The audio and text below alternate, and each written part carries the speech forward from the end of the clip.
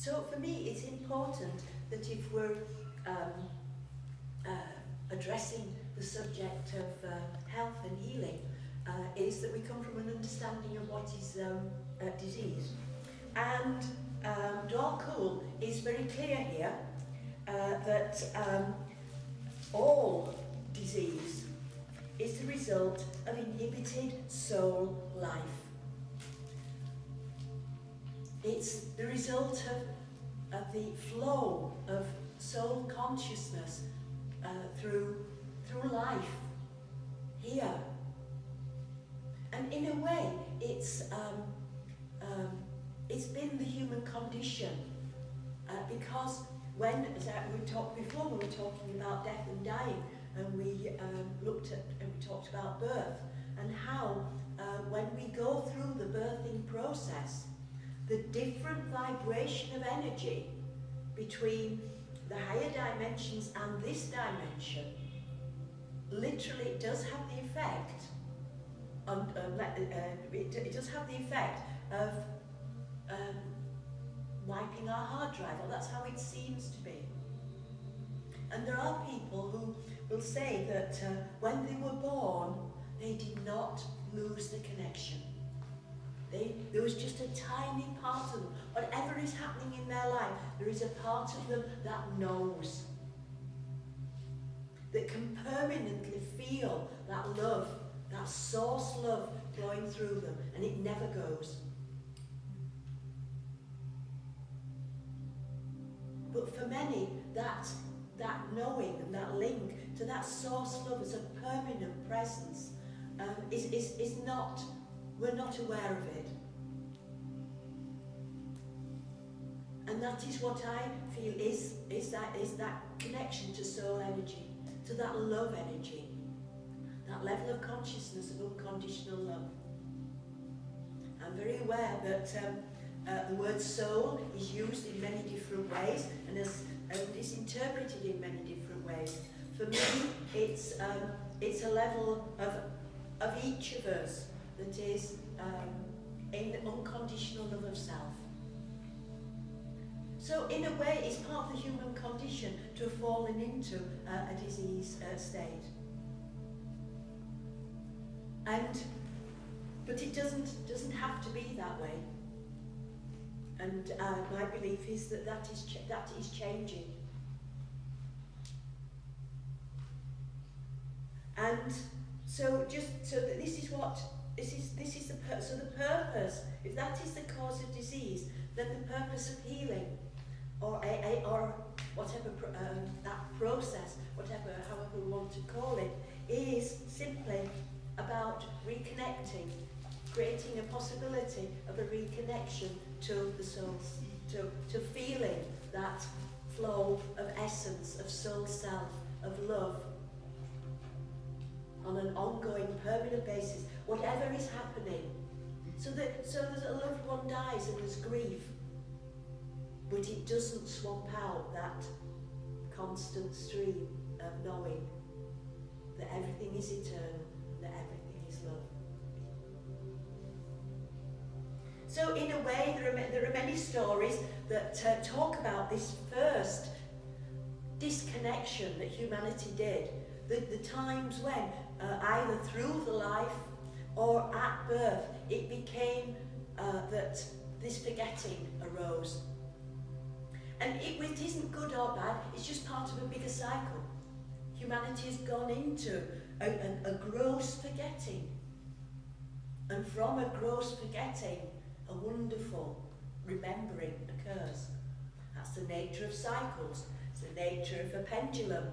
The further a pendulum swings one way, then it has no choice but to swing further with the other.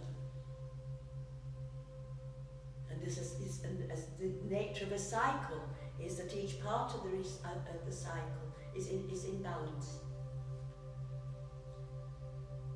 So the story, perhaps, of Adam and Eve and the eating of the apple and the arising of the idea of good and evil can be interpreted as a realizing of judgment. This is good, this is evil, and that immediately disconnects us from unconditional love. That is the definition of disconnection from unconditional love. Original sin, another term that is used. But if one researches the meaning of the word sin, it doesn't mean bad, naughty or evil.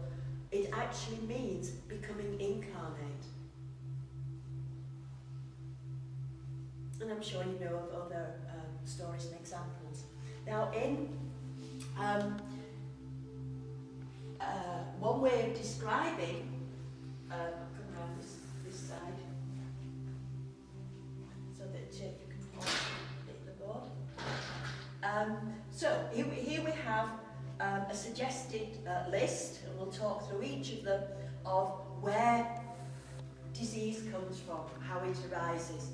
The first one, and the primary cause, and where all of the rest arise from, is what are called miasms.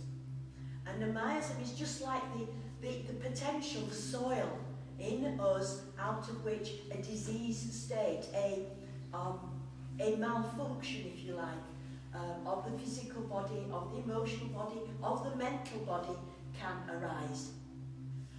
And they're originally, like all archetypes, there are three. And they are traditionally called the soric, the psychotic, and the syphilitic. And they have qualities. They have that's the easiest way to look at them, that they have qualities. The soric is just a dullness, an underfunctioning, and it's nobody really from the diseases that typically come from psora are skin diseases. And of course we've got psoriasis, which is an obvious term that comes from that. But it's an underfunctioning. It's waking up in the morning feeling dull. It's not quite being that vital. It's not, yes, it's that kind of energy to it. Psychotic has the qualities of too much.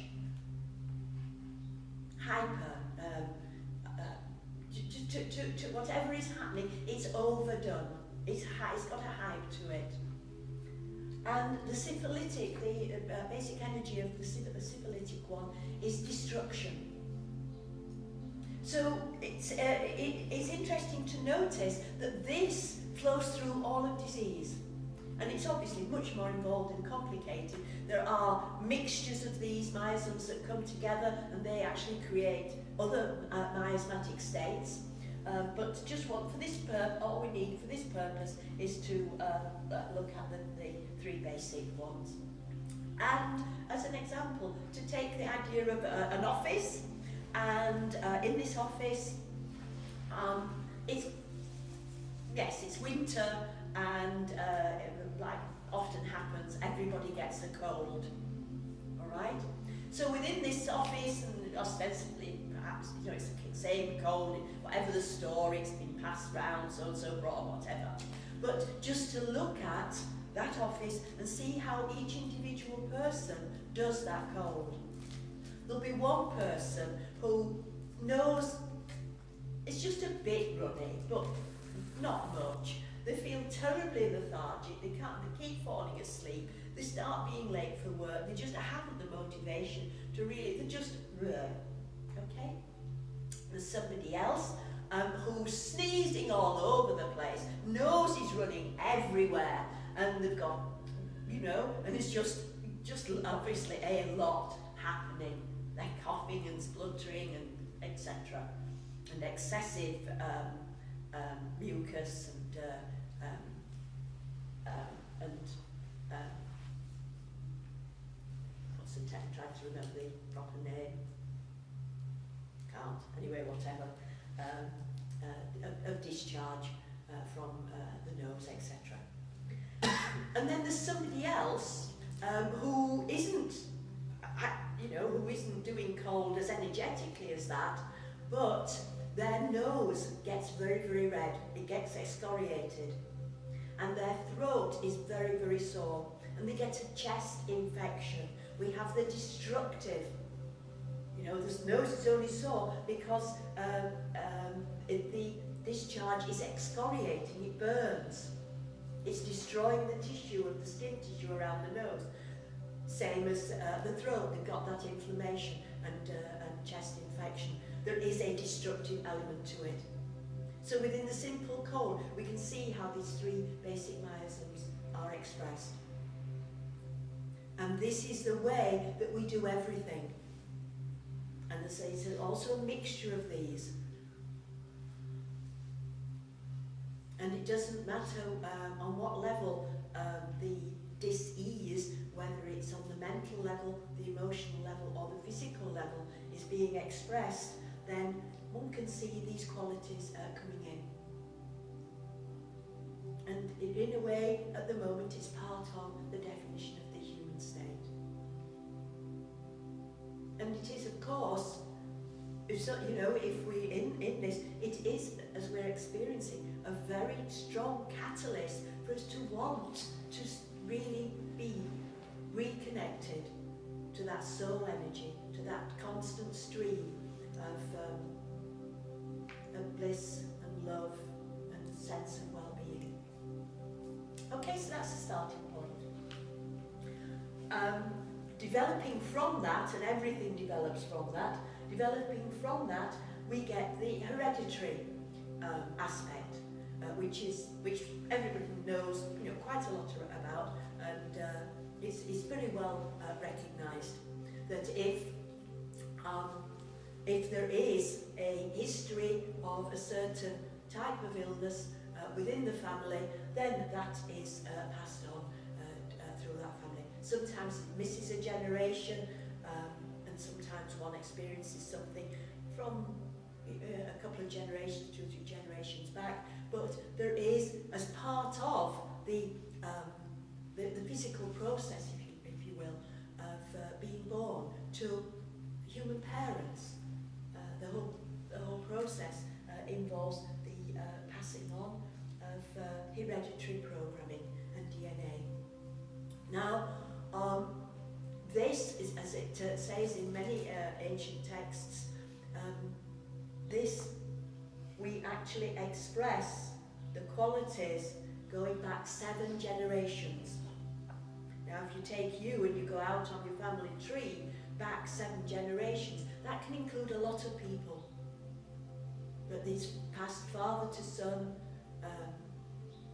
obviously, to daughter, etc., and mother, but it is passed down for 7 generations.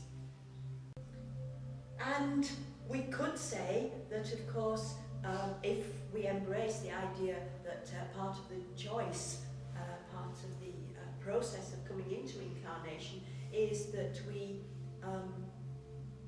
come as a soul consciousness, it is projected to the most perfect parents, then one could say that you actually, this is part of that idea of choosing your parents.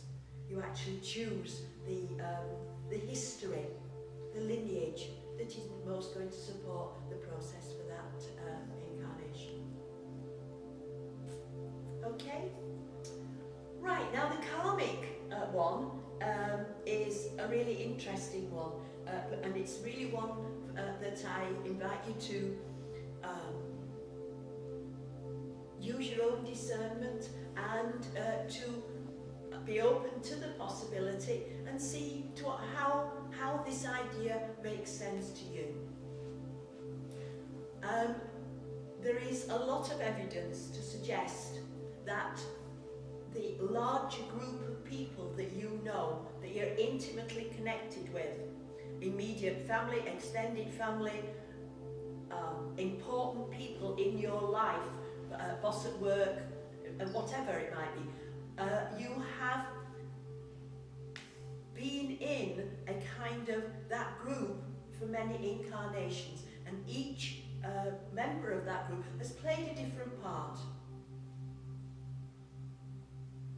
And one of those parts that someone can play because it's always an interrelationship, and actually it's always a supportive relationship, even that it feels that somebody's done something that is challenging.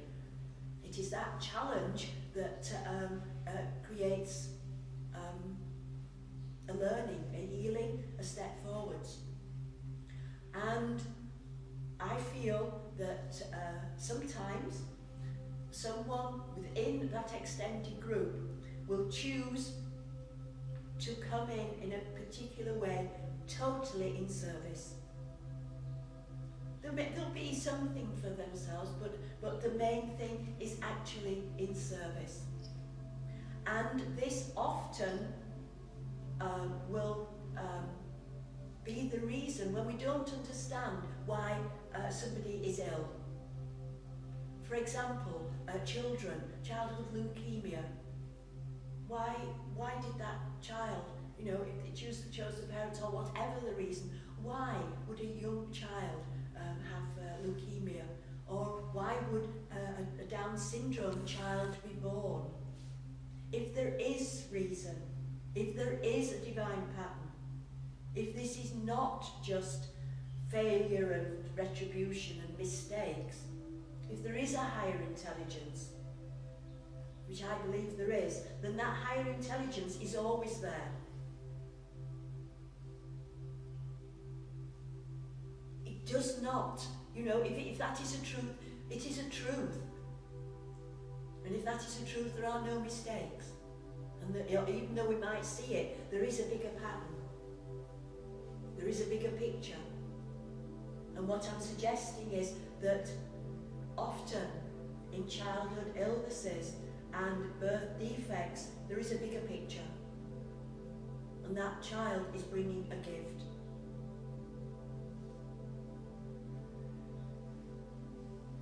And when I've shared this with groups, there has often been someone within the group who has had been able to give an example of that. And one example I always remember that was shared when I was teaching in America was someone whose sister had a Down syndrome baby. And that child was actually, I think, 7, 8, 9 or even older now. And most Down syndrome children are totally happy. They're okay. They're very loving, they're placid, they're open,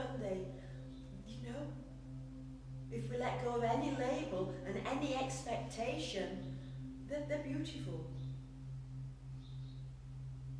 And around this dear child was chaos. There was blame, there was sense of failure, there was grief, there was retribution, all sorts of stuff going on around this child, and not touching this child. Oh, if only I hadn't done this, this and this when I was pregnant. If we waited another year before having a baby, it might not have happened. If I'd have, this, yeah. And that is what was happening around this child in this family. And it was clear when one stepped back and watched the process of how forgiveness was arising. Just family support. You couldn't have known. Just, don't blame yourself what you did in your pregnancy. And just the family support that was going on, and how the parents grew closer and closer in how they needed to be to support this child. Over the years, the person that was on the workshop, as she stood back and saw the bigger picture, could see how this child had been an amazing gift for healing on many levels for that family.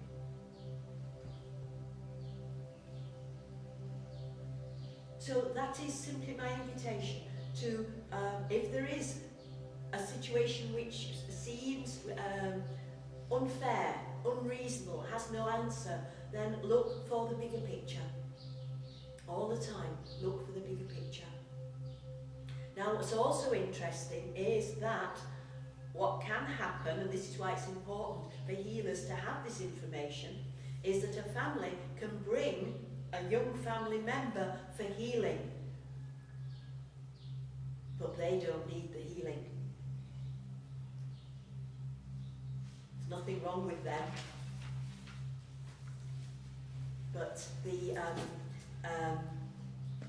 gift is for the larger family. And this is why it is so important to do healings unconditionally. We don't know.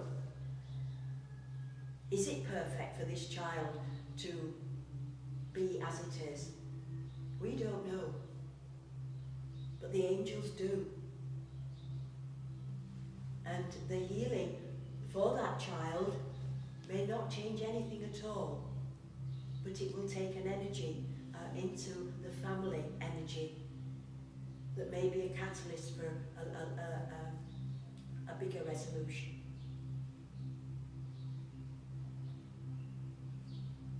So this is again why letting go of expectations is important, and to just allow the divine to bring and do what it needs to do. So that is what I offer you for the karmic cause and reason for diseases. Okay? Okay. So going to the fourth one, we've got the mental, emotional, physical. Now this story unfolds in this way.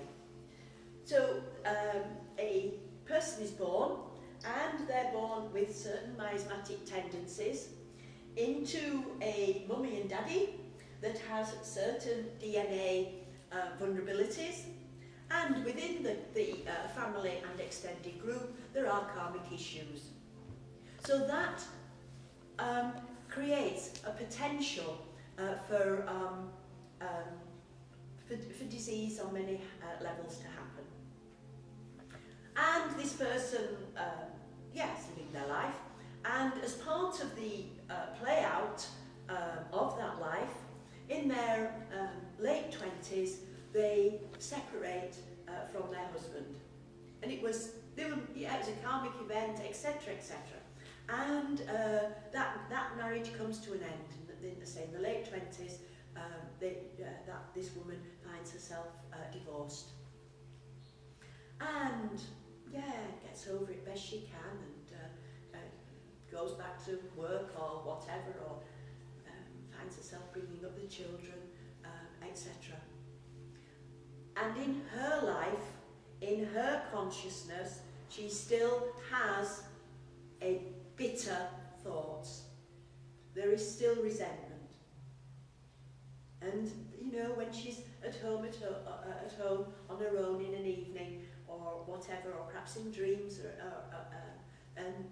or just as a chunter at the back of the mind, or even perhaps even stronger, there is always this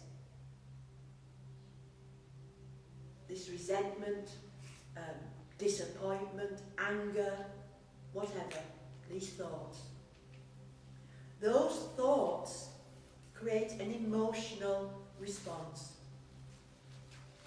That emotional response has a physiological effect. The thought actually has the physiological effect, and the emotion is the corresponding hormone that is flowing through the physical body. We interpret those hormones as emotions. That's how we connect to them. That's how we feel them. I am feeling scared, adrenaline. I'm feeling anxious, I've just got to fly and I'm scared of flying, and I'm sweating and shaking a little bit and feeling adrenaline. But we just connect mostly to the emotional feeling.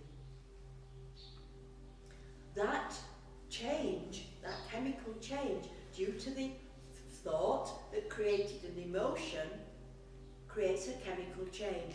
That chemically changes the body.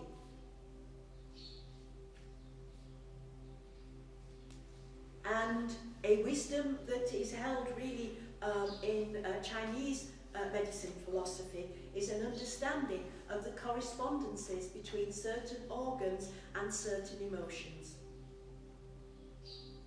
Anger is in the kidneys, fear in the liver, you know, for example, it's the other way around. All right, thank you. Anger in the kidneys, fear. No, fear in the kidneys, anger in the liver. And obviously, you know, there's easy ones, and heart, etc. So, and you know, obviously breasts, mothering, yes, and another person that in the Western tradition that has really highlighted the correspondences between physical conditions and emotional, mental and emotional states is Louise Hay, and in her books she actually does a list of general links between a particular part of the body and yet the other parts of the self. And this is what happens. And so the chemical change in the physical body changes the chemistry of every cell, obviously. And that changes the ability of the neuroreceptors within that cell to communicate. So if we have a cell that is not getting the right messages and is not full of the right chemical constituents, then we have a malfunctioning cell. We call that disease. The woman that has is best known for her research on this level, how cellular memory actually happens and the effect it has, is American researcher Dr. Candice Pert. So all that I'm saying is very well researched and documented. I would like to tell you a story that there are other people that have done research into the link between cellular memory, mental and emotional stuff. So there was this person who was doing research into this, and as part of, he happened to go up to, I think it was New York, but it doesn't matter, and he had a friend there, an old friend there, and he went to see this old friend, and he said to, when he went to see this old friend, he found he was actually very ill. And this friend had cancer, and it was abdominal cancer. It was colonic, I think, but that doesn't matter. It was here in this area of the body. And when he went to visit this friend, I'm going to call the person that went to visit the friend, we call him in Arnold. So when Arnold went to see his friend, and his friend told him about the cancer that he had, he said to him, and this is very much a paraphrase of the story, but it holds the essence of the truth, said, is it okay, can I ask your support in the research that I'm doing, and are you open to helping me? And the guy said, yeah, of course, I've been given, I can't remember whether it's 3 weeks or 3 months, 3 months I think, anything I can do to help you, very, very happy to do that. So he said, it's going to be really challenging, and he said, okay, I'll go for it. I said, just let me know what you'd like me to do. He said, well, the first thing I'd like you to do is come off your painkillers, and they should have got out of your system in the next few days, so I'll come back and see you then. So he said, all right, I'll go for it, I'm willing to do it. So that's what he did, he stopped all his painkillers, and in a few days later, when the effect of the painkilling medication had gone out of his system, oh, by the way, to really say, I am not in any way recommending this, I'm simply telling a story. So when he went back, after a few days, he said, "How are you?" And a very grey, in pain person said, "Fine, thank you." And he said, "So have you had any dreams or thoughts or anything coming up, any memories or anything like that?" And he said, "No." He said, "I've just been in too much pain to do much, really." He said, "Well, actually, what I'm going to ask you to do, what is it that actually makes this pain worse?" And he said, "Well, it's with it being here, it's when I bend over, it makes the pain worse." He said, "I'm going to ask you to bend over, and just to the extent you can, bend over." So he did. Became excruciating, and he sat back up. That's all that happened. And he said, "What would make it even worse?" He said, "Well," he says, "it's pressure that makes it worse." He said, "So if I had to put my fist in there and exert pressure and bend over, it would really, really hurt." He said, "I'm going to ask you to do that and push it to the limit. So just go for it if you're up for it." He said, "Okay," and he did. And just before he passed out, he said, "Me dad. Me. Dad." And all this anger came out. And a flash of the memory came up. And he started telling the story. And the story was that this man was a very gentle, sensitive guy. And when he graduated from high school, he had chosen to go to university and to study art and philosophy and literature. His father was a tall, powerful ex-army guy who believed in discipline and men being men. And the only way to get in line was to be strong. And the best thing to study, if you're clever enough to go to university, is to study science, maths, chemistry, physics. That's how you're going to get a good job.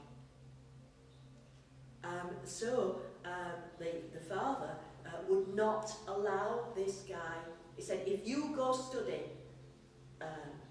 art and philosophy and literature," he said, "I don't want to know you again. You're out of this family, you're out of my life. I want you to, if you've worked hard all this way, that is what I want." And this young, sensitive guy was so taken aback and hurt that he agreed to do the course that his father had decided for him. But in that moment, but he was a gentle, quiet guy and had no way of expressing the anger, disappointment, rage, and just annihilation of who he was that was arising then. So he acquiesced and went and did this course and had totally compromised his very being. And all that emotion had built and built and just festered, and it turned into the cancer. And so he just tells this story, and Arnold listens to it and says, "If your dad had listened to what you've just said, let's pretend that he'd actually heard that, what would your father say?" And he said, "I can feel my father." And he says, "I am so sorry. I only said it because I loved you, and I was scared. I didn't understand. I only saw the army and how men had to be strong. And I didn't understand how you could live a fulfilling life studying art and philosophy and literature." And so he said, "What do you say to your dad?" And he said, "I understand, I forgive you." And the cancer melted away. And that is the story of how the mental, emotional and physical bodies interrelate and how it works. Now this doesn't have to be cancer, that was the story. But it's actually true of many pathologies that unfold.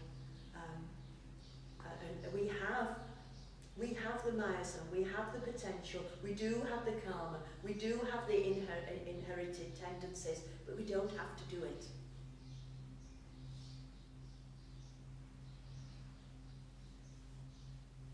We can heal, we can come to forgiveness and completion with whatever comes up. The next one on the list is beliefs. I always get a cold at Christmas. Good affirmation. So what do you get? Cold at Christmas. You know, if it is that the mind, the emotional and physical body is interrelated, then they are interrelated. And if we have a mental image, whatever it might be, that will drop down into the physical.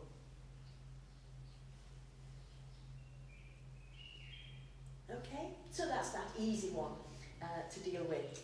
The environment. Now, yes, and then of course there's a bigger question. If we won't go there at the moment, why do you end up living in a place? But if you live downwind from a chemical factory, then that is going to cause disease. So, I mean, the disease, we have to honour that this is well, I call it a chemistry set, you know, and the food that we eat, the air that we breathe, the water that we drink, totally have an effect on the health that we experience. So the environment obviously always has an impact. The last one is death. Now, as things are at the moment, and level of consciousness at the moment, we need diseases to end the incarnation. But it doesn't have to be like that. There are many, many people who are, especially in the Buddhist tradition, or that's where one hears of it most, who have the ability, through consciousness and breath, to take their consciousness out of the body. I heard a story, I can't validate it, somebody told me it, but it makes a good story, how the Dalai Lama had one of his monks, and he assigned a job to him. They said, I want you to go back to India and do this job.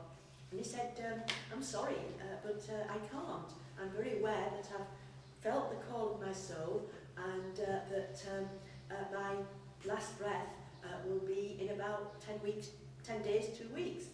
And he said, I want you to do this job. And he said, okay. So he knew how to work with breath to maintain consciousness within the physical body. And he worked with the breath to maintain that.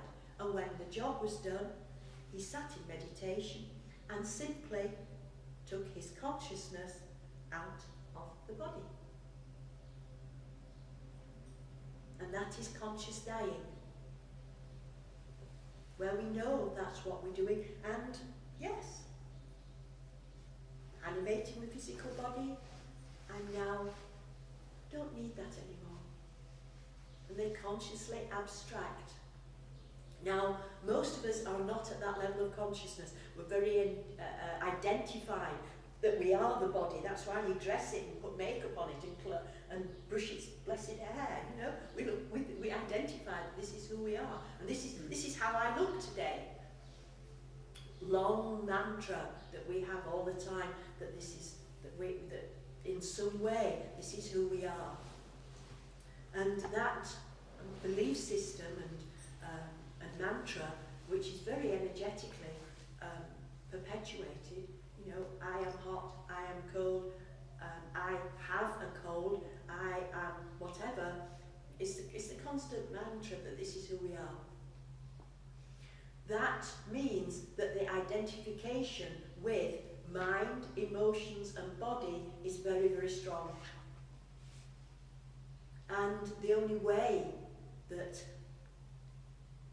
we can disconnect that is by the body falling apart, the body not working properly anymore.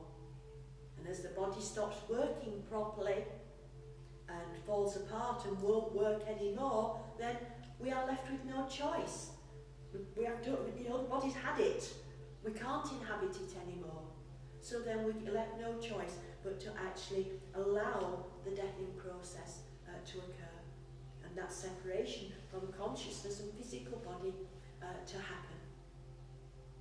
And sometimes that's labelled a heart attack, a stroke, or it might be a gradual process, in all the different ways that actually bring us to the door of death.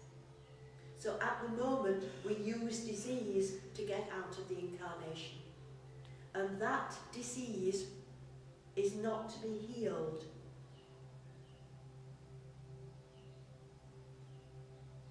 Because it's there, it's there as the purpose.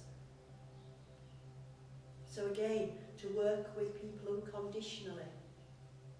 And what does happen, as I illustrated with Kelly's story of the old lady sat at the door of the clinic, the healing centre, what a healing can do is support that person in letting go, coming to completion and not feeling the fear and embracing the process. And what happened with that lady is that happened for her, then she stopped coming and the cancer took her very quickly. No point hanging around anymore. She'd done the